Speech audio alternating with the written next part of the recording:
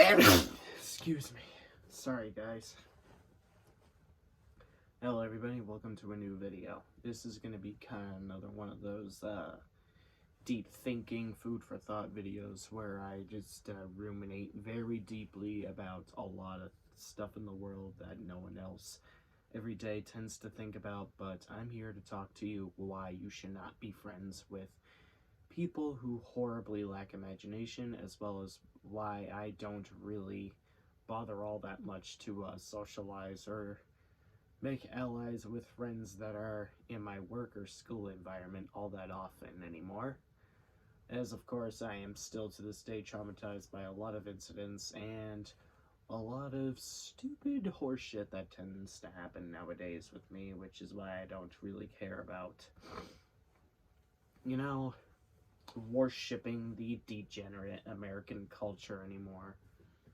Because not a lot of friends that I came across have the same degree of imagination as I do, as I've already told you that my dream inventions has always been interstellar tourism, visiting other planets, stopping my body from aging, what else? An AI afterlife, digital afterlife to be more specific, where I could surgically implement a chip into my brain where if I pass away, I'll just download my consciousness to a digital afterlife and maybe even visually monitor my dreams when I'm asleep, so I can replay back all the dreams that I once had, so I wouldn't have to try to remember deeply what the dream visually was.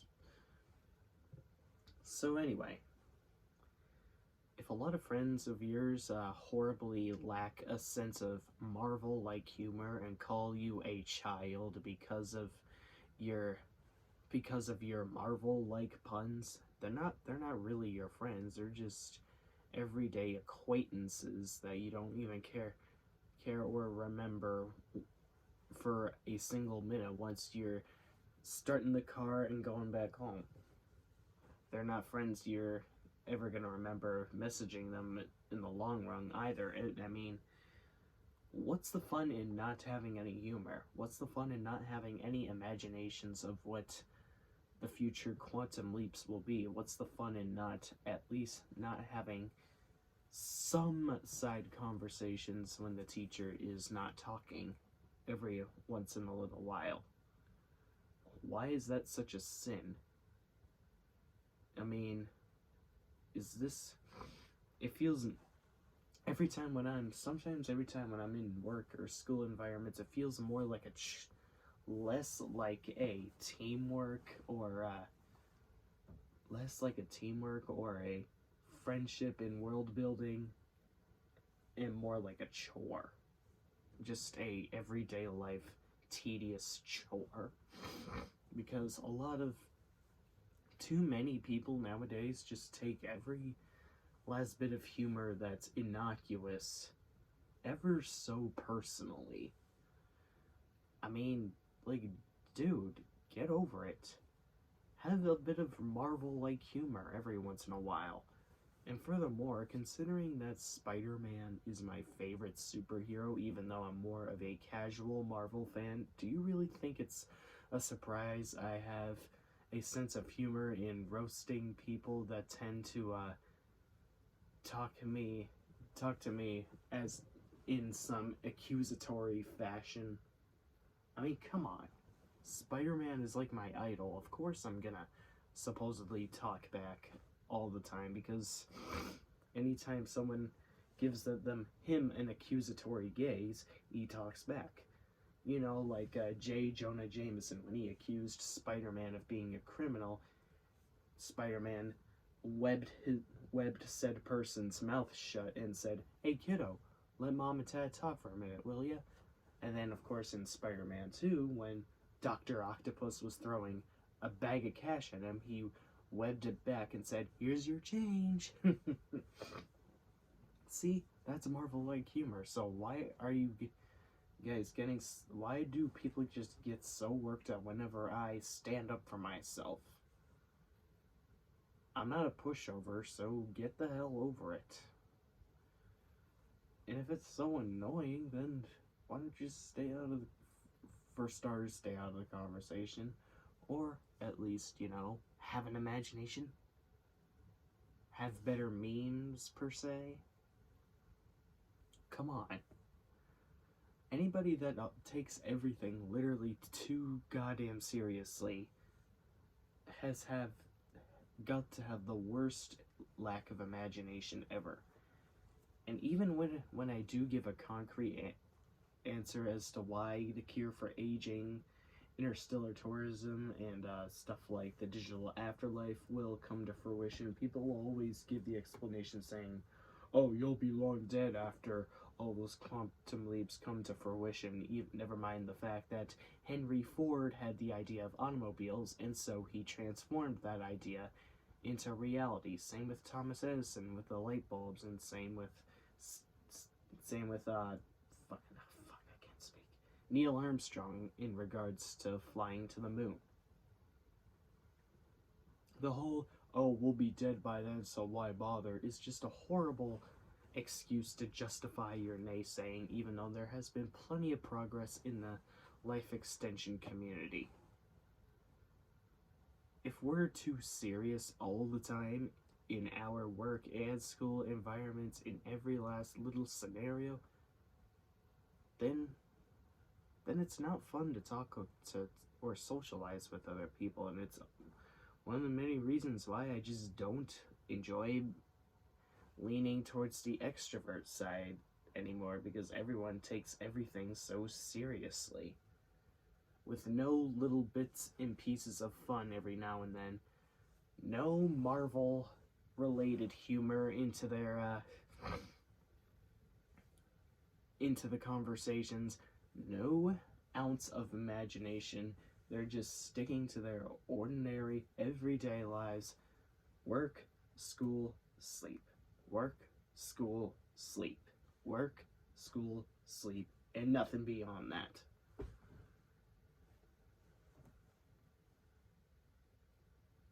It's like,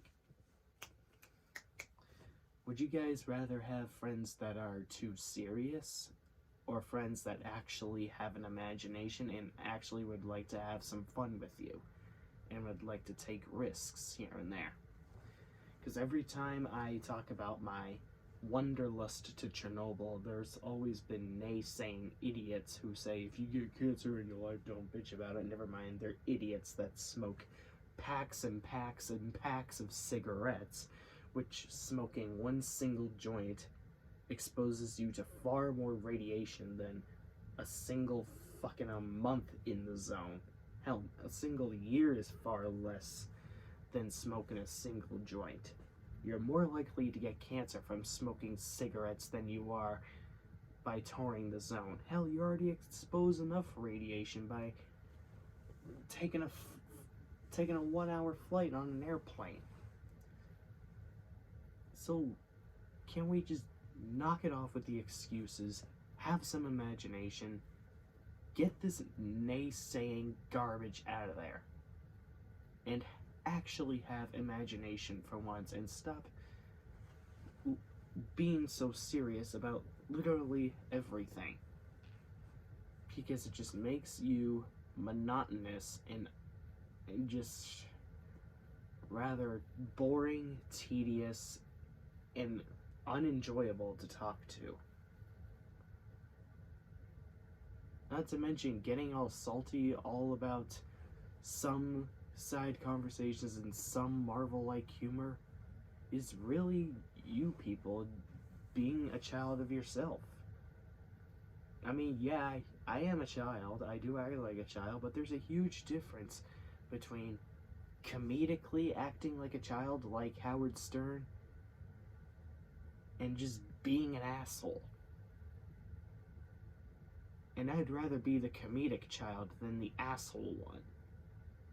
Because you're just being an asshole when you horribly lack imagination and enforce your pessimism down everyone's throat who have a colorful vision of their future. Not even of just their future, but the whole world's future too. Do your research on SENS Research Foundation. Do your research on Chernobyl. Do your research on science and how it will benefit the rest of us. And in the meantime, get some Marvel-like humor. Just grow on a Marvel-like humor every now and then. I understand humor is subjective, but to get salty as hell all the time about whenever someone cracks a pun is just ridiculous. I'm gonna have to go and sit ahead and assume that the people who always get up in arms about my Marvel-like humor probably don't even enjoy Spider-Man or Avengers or fucking Iron Man themselves. Or many other multitude of Marvel flicks like Captain Marvel or whatever the fuck. Because they're boring, unimaginative, and rather uncreative people. And I cannot stand them. You could throw J.J. Abrams under the bus as well for that kind of stuff, for supposedly rehashing The Force Awakens, but I don't put him under that category because he creatively remixed A New Hope, Empire Strikes Back, and Return of the Jedi, so him creating The Force Awakens in that fashion is a completely different beast altogether than people being huge naysayers about what future technologies have to offer and what my endeavors are for myself and for the future.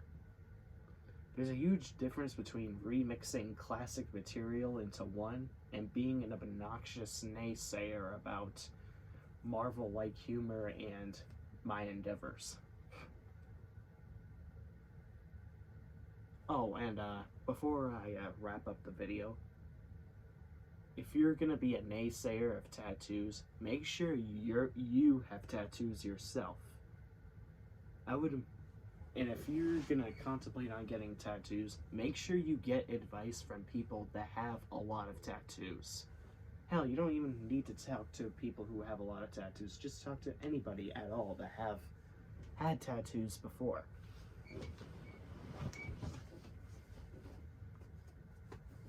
Sorry, I know, TMI, but here's the tattoo of the 3 Chernobyl divers.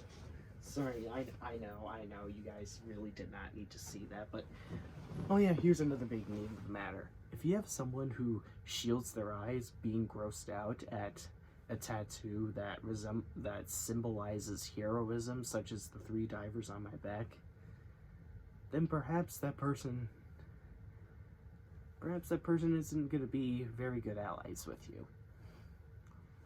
Because if he or she is that sensitive and salty about even petty shit like that, then I don't think you guys are going to get along well. I'm just alerting you guys in advance. So don't say I didn't warn you when you have a bad time with that particular person who shields their eyes all because they saw a tattoo on your skin, or gets so sensitive about hearing about ink on your skin, because that has got to be the most trivial shit to get grossed out about. It just doesn't make any logic whatsoever.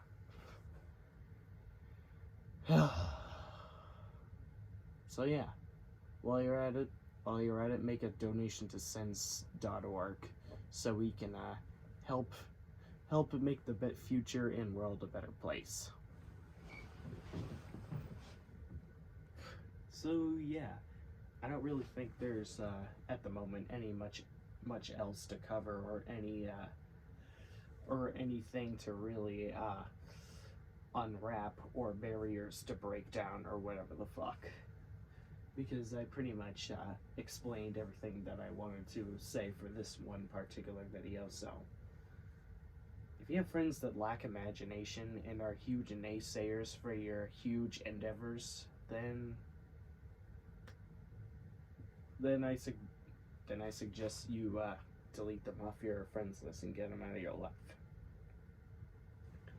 And for anyone that's a huge naysayer about my dreams for the future and endeavors, whether it be traveling to Chernobyl or helping people stop my body from aging or surgically implementing a chip into my brain or going to the remaining 7 NASCAR tracks I have to go to or completing the Big 4 of thrash metal, I say this. I could remove you off every social media account I have right now in terms of blocking all of you, but I'm offering you all a choice. Think about the imaginations that you have that will come to fruition one day. Think about it. It can happen if you put your heart to it. And if you put all of that naysaying negativity aside, it will become true. If you put your mind to it, you can accomplish anything, as Marty McFly said from Back to the Future. Think about it.